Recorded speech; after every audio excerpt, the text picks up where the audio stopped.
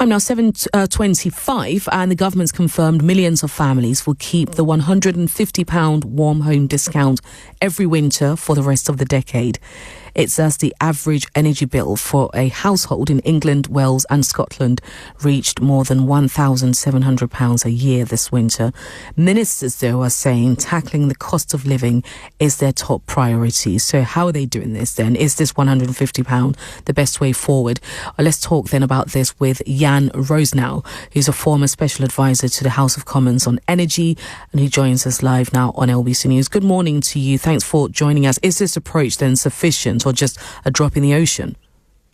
Good morning. I mean, the most important issue is that electricity prices in the UK are primarily set by the price of gas, which we increasingly import from other countries, which has become a lot more expensive. And of course, we also heat most of our homes with gas, and that adds considerable cost. So the main way out of this long term is to move away from gas. And indeed, that is exactly what the government intends to do here. Yes, indeed, because the regulator Ofgem is saying that this latest increase of 0.2% increase to the cap, which came into effect actually on January the 1st, was being driven by the funding of nuclear power projects and discounts to some household winter bills. Do you think, are you supporting the green agenda here?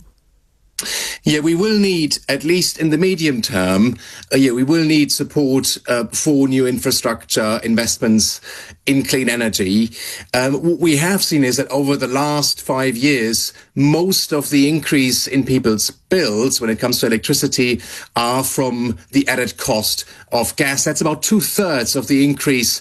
The last few days, there was a new report being published by the UK Energy Research Centre that shows that very clearly that is the root cause of high energy prices in the UK. I mean, talking about high energy prices, yesterday we learned that our water bill's going up, so more increase to our utility bills. And just looking at this support, this £150 support, some people were thinking surely we might need a little bit more because it will move with inflation and changing prices. Yes, of course, the support that's being offered will not be enough for quite a few families to offset the increase in price that we have seen.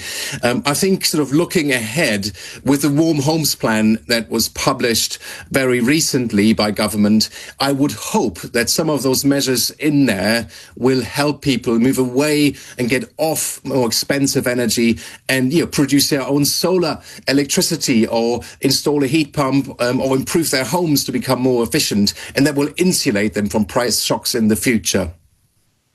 And are there any signs that energy prices could come down at some stage soon? There are signs indeed that we now get into a phase of an oversupply of gas, which in turn will mean that prices will come down. There's usually a lag between when you see gas prices or international markets dip and when it shows in people's bills. That's simply because most of us, we sign a contract for a year or so with our energy supplier, and by the time that comes to an end, only then prices will be adjusted. So there's not an immediate effect, but overall, in the long run, we expect gas prices to come down over the next couple of years or so. Jan, thank you. That's Jan Rosenow, who's former special advisor to the House of Commons on energy, speaking to us just now.